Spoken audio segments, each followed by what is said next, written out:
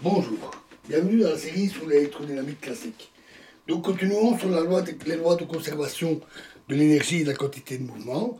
Donc on a vu pour la conservation d'énergie et on a vu la relation qui donne l'action du champ électromagnétique sur la quantité de mouvement de la matière, des particules. Alors comme pour l'établissement du théorème de Poynting, on élimine ρ et j à l'aide des équations de Maxwell. Rho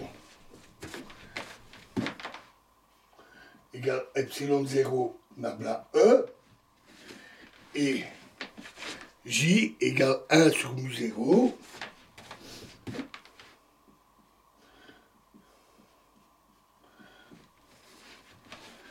fois nabla croix B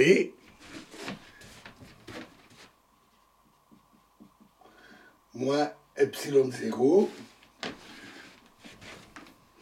fois dE sur dt.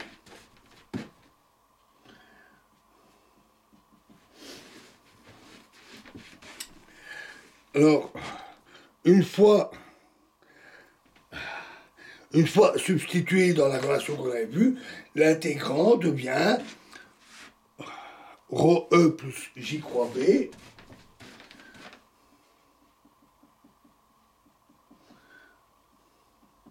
est égal à epsilon 0 fois E nabla E, E nabla E, plus B croix dE sur dt,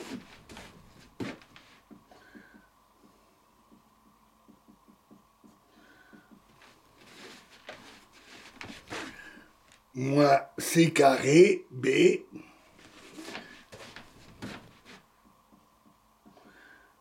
croix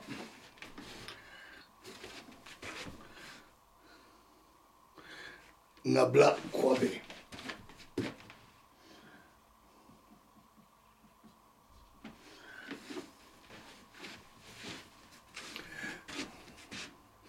En écrivant alors que B croix dE sur dt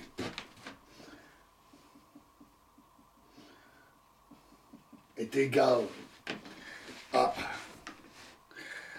moins D sur dt E croix B,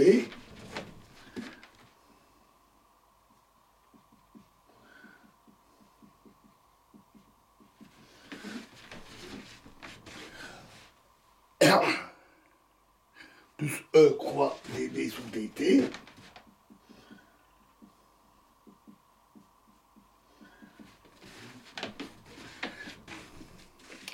puis en ajoutant le terme C carré B nabla B, ce qu'on peut toujours faire puisqu'il est égal à 0.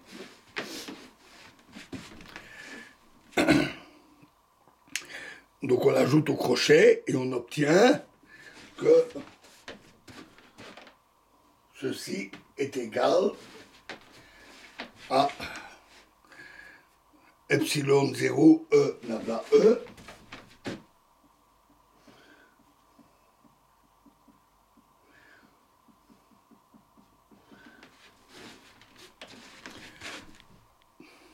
plus C carré B nabla B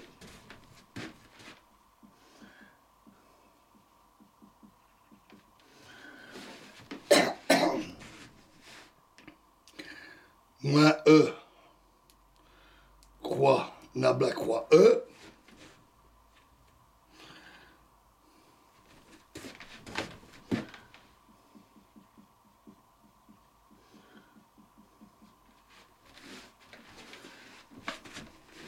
moins C carré B croix nabla croix B.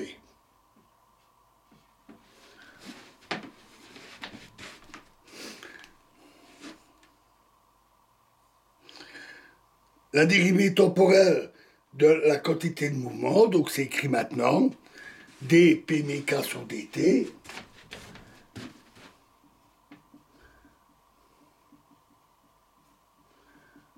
est égal à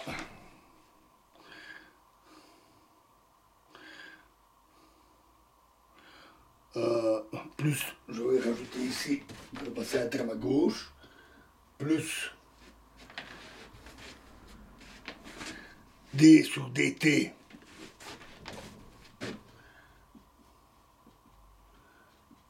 intégrale sur le volume de epsilon 0 e croix b d cube x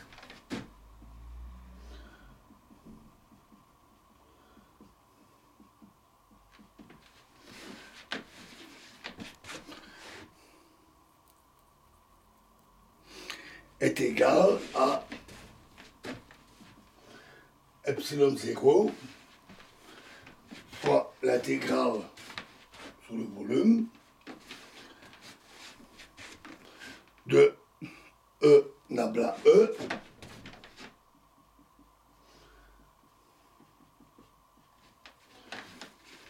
moins E croix nabla croix E plus C carré B nabla B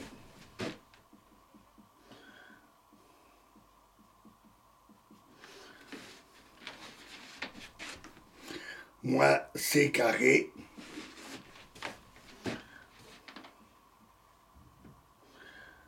B croix nabla croix B. Le tout fois d cube x.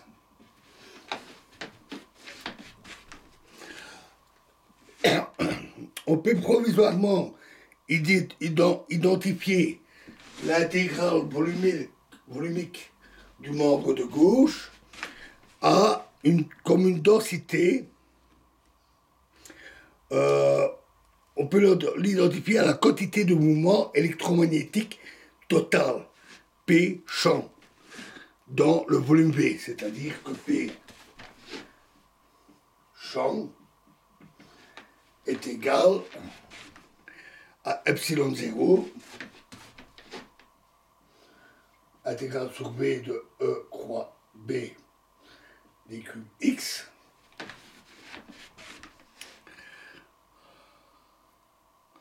c'est-à-dire mu 0 epsilon 0 intégrale E croix H d cube x.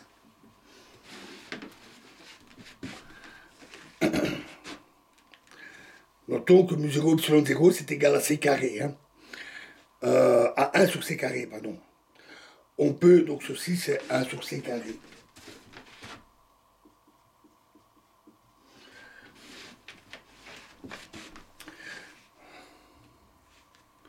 On peut interpréter l'intégrand comme une densité de quantité de mouvement électromagnétique. Notons que cette densité est proportionnelle à la densité du flux d'énergie S, avec donc 1 sur c carré comme coefficient de proportionnalité. Pour achever notre identification de l'intégrale de volumique de G égale 1 sur c carré E croix H, pour achever sur notre identification avec la quantité de mouvement électromagnétique et établir la relation ici comme une loi de conservation de la quantité de mouvement, il nous faut transformer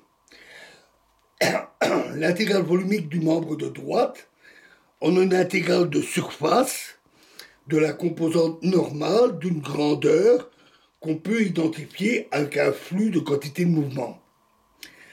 Alors, désignons par x alpha, avec alpha égale 1, 2, 3, les coordonnées cartésiennes. La composante alpha égale 1 de la partie électrique de l'intégrand s'écrit explicitement E nabla E moins E croix nabla croix E. 1. Donc uniquement la partie électrique. Ça sera la même chose pour la partie magnétique, puisqu'elle est tout à fait identique à un C carré près. Donc pour la partie électrique, on a donc pour la composante 1, c'est égal à E1 fois DE1 sur DX1 plus DE2 sur DX2 plus DE3 sur DX3 moins E1 fois DE2 sur DX1 moins DE1 sur DX2 plus E3 fois DE1 sur DX3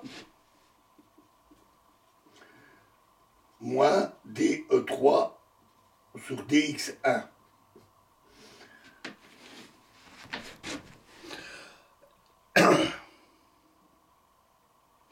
Ceci est égal à D sur DX1 de E1 carré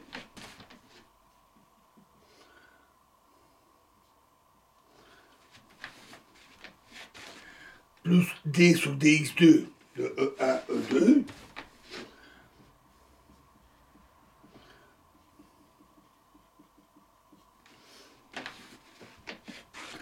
plus D sur DX3 de E1 E3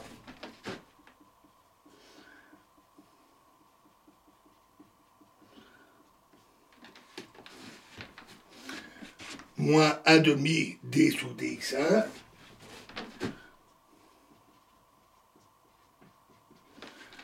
de E1 carré plus E2 carré plus E3 carré. Autrement dit, la composante alpha de cette partie électrique s'écrit,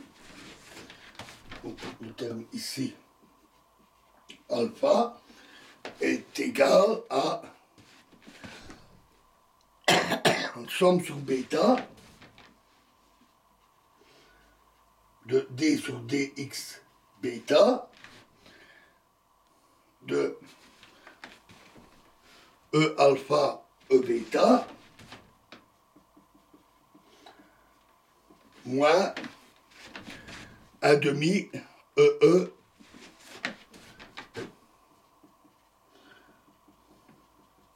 delta alpha bêta. Et ça, c'est la divergence d'un tenseur de rang 2. Et nous expliciterons ce tenseur dans la prochaine vidéo. Je vous remercie.